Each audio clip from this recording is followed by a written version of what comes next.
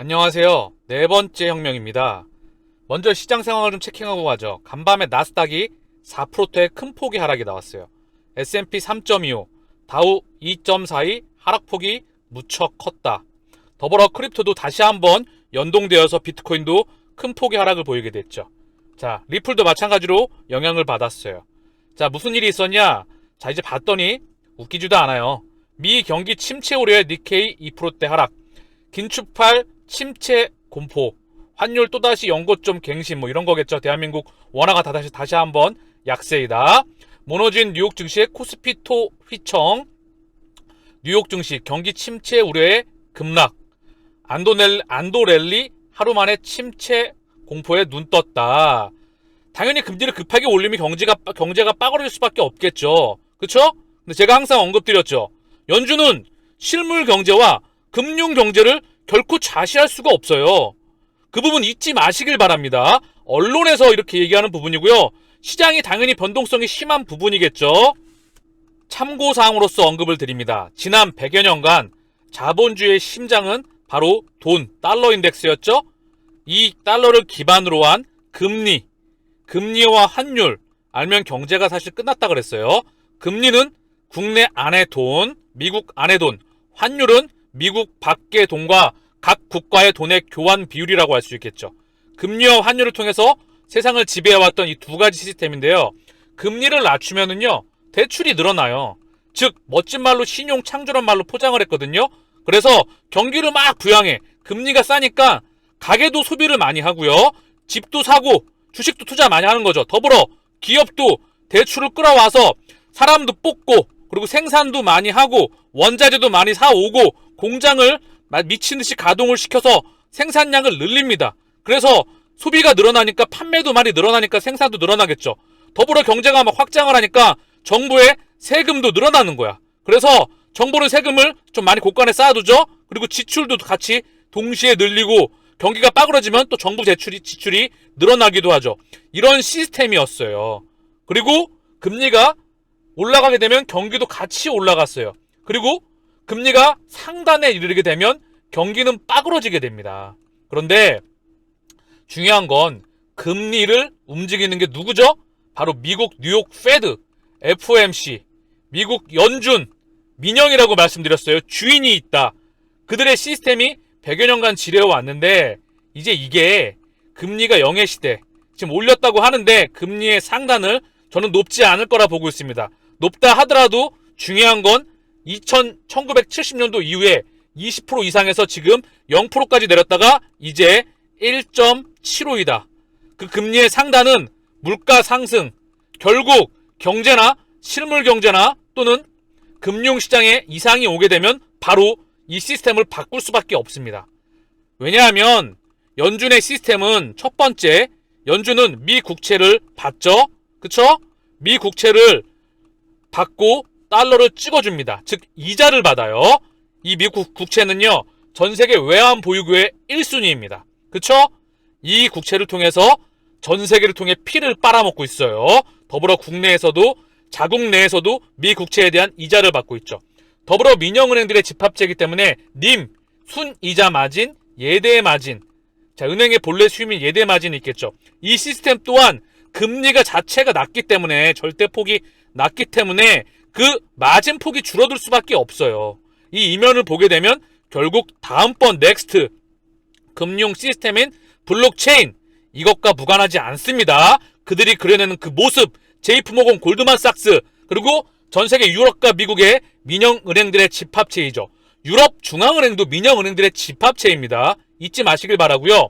세 번째, 이게 핵심이었어요. 제가 계속 그런 말씀 드리죠. 이미 수십 번에 가깝게 언급을 드렸는데요. 2008년도 이전에는 그렇게 신용 창조에 의해서 막 이렇게 경제도 확대가 되고요. 자산시장도 버블이 일어납니다. 그래서 금리를 올려, 그리고 버블을 꺼트려, 바늘로 퐁퐁 해서 자산시장도 꺼트리고요. 실물경제도 꺼트립니다. 이럴 때 파란 하늘 날리게 돼요. 본인도 손해를 감수하지만 결국 헐값에 자산을 매입하고요. 헐값에 기업을 사들입니다. 즉 파라나 날아가지만 얻는 게 훨씬 더 많아지더. 근데 이 시스템이 이제는 끝나가요. 끝났다고 봐도 무방합니다. 2008년도 이후에 양털을 꾹 눌렸으면 깎아야 되는데 깎다가 말아. 항상 실무경제와 금융경제가 이상하면 깎다 만다고요. 지금도 그 연장선상에 있다. 미국 경제는 경기 확장 국면이 끝났다. 이미 2018, 19, 20년도에 그 말을 선포했어요. 그러나 계속해서 페달을 밟고 있는 그 이유가 이제는 양털 깎기가 끝났기 때문에 시장과 금융시장을 모니터링하면서 진행할 수밖에 없는 게 바뀐 경제 공식입니다. 그리고 그 넥스트 공식에는 바로 블록체인, 그리고 코인, NFT 이 시스템이 있는 것이죠. 바로 가치의 인터넷. 여러분, 오늘 머릿속으로 인지하고 각인하시기를 다시 한번 머릿속으로 각인을 하시길 바랍니다. 자, 리플의 홈페이지에 들어가 보면 리플이 가장 추구하는 게 뭐죠? 첫 번째 CBDC, 두 번째 토큰과 코인들, 비트코인과 이더리움을 기준점으로 한 코인들이겠죠? 그리고 NFT가 끊임없이 언급되고 있어요. 자, 무슨 말이죠? 웹 3.0 가치가 있다. 지금은 우리가 좋아하는 돈이 가치가 있는 거죠. 그쵸? 이 돈, 달러건, 유로건, 엔화건, 파운드화건, 원화건, 이 돈, 사실 이 돈도 정부가 보증하는 것뿐이지 실체가 없는 거는 마찬가지입니다. 이 돈이, 이 가치가 있는 돈이 무엇으로 바뀌는 것이냐? 바로 CBDC. 가치가 있는 CBDC로 바뀌는 거고요. 가치가 있는 토큰들, 코인들로 바뀌는 거고요. 가치가 있는 NFT로 바뀌는 거예요. 그동안에는 웹 1.0, 서핑과 서칭, 웹 2.0에는 가운데 중개인이 필요했어요. 웹 3.0 가치의 인터넷, 즉 CBDC, NFT, 토큰과 이런 코인들. 자, 다시 한번 리플의 홈페이지를 보면서 정리를 할게요. 보게 되면 자, CBDC, 그리고 아까 언급드렸던 토큰과 코인들, 국경관 지불, 즉 가치가 있는 것들이 결국 XRP 원장을 통한 리플 네트워크를 통해서 XRP가, NFT가 이동될 때, 암호화 CBDC가 이동될 때, 그리고 토큰들이 이동될 때 바로 XRP가 브릿지 연결 통화로서 사용이 되기 때문에 바로 우리의 미래는 다가올 수밖에 없다는 부분을 인지하시기를 바랍니다. 자, 더불어 리플 홈페이지에 가치의 인터넷 구축한다. 오늘날 정보가 이동하는 방식에서 세상이 가치를 이동하도록 지원합니다. 즉, 제가 다시 한번 언급드렸어요. 우리가 좋아하는 돈, 이게 진짜 가치가 있죠? 부동산도 가치가 있죠? 그쵸? 자, 가치가 있는 게 뭐 있죠? 주식, 부동산, 원자재, 채권, 환, 이거를 기초자산으로 한 파생상품, 이거 외에는 없어요. 요게 CBDC로 이동을 한다. 요게 토큰들과 코인들로 이용을 한다. 요게 NFT로 이동을 한다. 메타를 통해서 이동을 한다. 자, 그 다음에 STO 마찬가지예요. 파생상품의 연장선이겠죠. 잘게 썰어놓은 거니까. 거래가 불가능했던 거를 거래가 가능하도록 하며 유동성의 접근을 쉽게 한다. 액세스를 쉽게 한다. NFT, 거래가 불가능했던 걸, 가치가 없던 거를 가치가 있게 만들어주는 거죠. 뭐를 통해서? XRP 원장을 통해서 끊임없이 생태계는 확장돼 간다. 첫 번째 CBDC가 가장 중심이겠죠. 스위프트 1.0, 즉 스위프트 2.0으로서 전 세계 CBDC가 통용화가 되는 그 순간 바로 스위프트는 새로운 세상이 열리게 되겠죠. 바로 리플 네트워크를 통해서, XRP를 통해서. 그러면 달나라의 가격은 가 있을 수밖에 없습니다. 그 전에 미국과 유럽과 일본에 CBDC가 도입이 될 때 왜? 전 세계 GDP가 파이가 무척 크기 때문에 바하마나 나이지리아, 얘네들이 도입하는 것과는 천양지 차이예요. 파급이 크기 때문에 이들이 도입하는 순간 한 번에 큰 모멘텀이 나올 수가 있고요. 섹과의 소송이 이제 정리가 될 때 단기적인 중기적인 모멘텀, 비트코인 현물 ETF, 이더리움의 포우에서 포스 전환, 사실 이것들이 다 맞물려 있습니다. 제도와 규격의 바로 그런 기준점이기 때문에. 더불어 한국에서는 세금이 연장됐다는 소식이 나왔는데요. 저는 그걸 결코 좋은 소식으로 보지는 않아요. 왜냐하면 제도화가 와야 되거든요. 그래야 진짜 장기 랠리가 올 수가 있어요. 이거는 세금을 안 내는 게 중요한 게 아니라 결국 가치가 더 많이 올라가서 폭발적으로 시장 규모가 10배, 20배, 30배 커져가지고 거기서 세금을 나는 게 저는 낫다고 생각을 합니다. 그쵸? 그래서 제도화가 되는 시점 또한 중요합니다. 다시 한번 인지드립니다. 웹 3.0 가치의 인터넷, 지금 우리가 알고 있는 돈, 다시 한번 주식, 채권, 원자재, 부동산, 환, 가치가 있는 인터넷. 여기서 바로 뭐죠? XRP가 브릿지로 사용이 됩니다. 가슴이 벅차지 않습니까? 지금 시장이야 늘 오르락내리락 해왔어요. 주식시장으로 지난 100년 동안 언급을 드리면 이미 수천 번 왔다 갔다 했고요. 2008년도 기준점으로 해도 수십 번 시장은 변동성이 있어 왔습니다. 그러나 그 변동성을 뚫고 계속해서 고점을 갱신해 나갔어요. 즉 여유자금과 장기로 대응한다면 흔들릴 이유가 없다. 원칙이 있는 부분이죠. 왜 원칙이 원칙으로 불리는지, 원칙이라는 전설로 불리우는지 다시 한번 인지할 필요가 있습니다.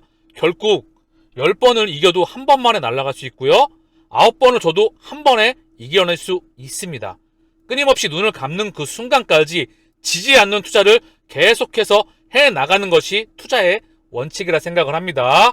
자, 더불어서 보면 6월 13일 기준이에요. 여기 보면 위클리 크립토 에셋. 그래서 지금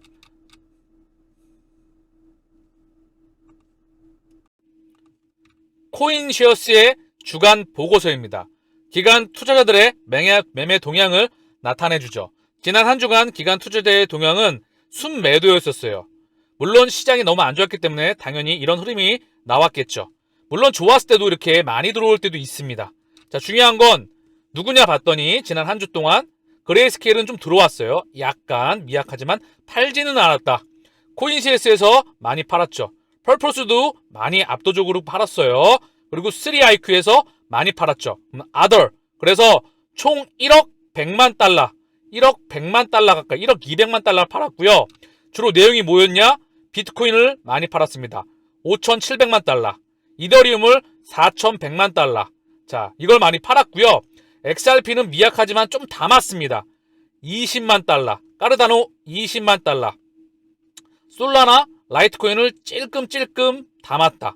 자, 시장이 안 좋은데도 불구하고 XRP는 담았어요. 왜 담았을까요? 의미하는 바가 저는 있다고 생각을 합니다. 왜? 우리는 먼저 많이 빠졌죠. 그리고 올라간 것도 많지 않아요. 왜? 세과의 소송으로 인해서 인위적인 바로 코인 가격에 대한 하락이 있었기 때문에. 그쵸? 그래서 어쨌든 펀더멘탈이 튼튼하기 때문에 기관 투자자가 담았을 것이라 생각을 합니다. 제가 방금 언급드렸던 부분이 미디어에 나오는 부분이에요. 기관 투자자들은 가격 약세 속에서 XRP에 대한 할당을 늘립니다. 자, 그 이유는 당연히 섹과의 소송이 이로 인해서 의도적으로 가격이 인위적으로 눌려있죠. 따라서 세게 리플이 섹과의 소송에 승리하면 XRP 가격이 상승할 것으로 예상하고 있습니다. 자, 이런 부분들도 있을 것이고요. 당연히 펀더멘탈이 탄탄하기 때문에 매집을 하는 이유도 있을 것이라 생각을 합니다. 더불어서 다크 디펜더라고 하는 일부 전략가이자 투자자이자 기술 분석가인데요. 이분의 트위터에 자, 우리가 좀 참고만 할 수 있는 그냥 기분 좋으라고 참고만 할 수 있는 그런 내용인데요. 그냥 저는 참고만 합니다. 물론 시차를 두고 당연히 일어나리라 생각을 하겠지만 이더리움은 2018년도부터 XRP 이더리움 쌍을 지배하고 있습니다. 알트코인의 대장이었죠. 4년의 암흑기, 이 소송이 언제 끝날지 모르지만 XRP가 이더리움 지배력을 뒤집기 시작했음을 보여드릴 수 있습니다. XRP 선명도로 어떤 일이 일어날지 상상해보세요. 안전벨트 매세요. 시기가 도래하면 제가 언급드렸지만 폭발적으로 상승할 수밖에 없다라고 제가 언급을 드리고 있죠. 차트상으로 좀 보여주고 있는 부분인데요. 때가 이르게 되면 터질 것이다. 뭐 이런 내용의 그런 차트 분석이에요. 그냥 참고만 하시고요. 결국 끝판왕은 XRP가 되리라 생각합니다. 비트코인은 디지털 금으로서 역할이 있는 거예요. 그리고 바로 스위프트 2.0으로서의 역할은 혈관은 당연히 XRP와 리플 네트워크가 담당하게 됩니다. 그리고 계속 언급드리지만 베리 실버트의 내용을 보면 알겠죠? 그들이 판을 만들어가고 있기 때문에 가장 큰 파괴력을 가지리라 생각해요.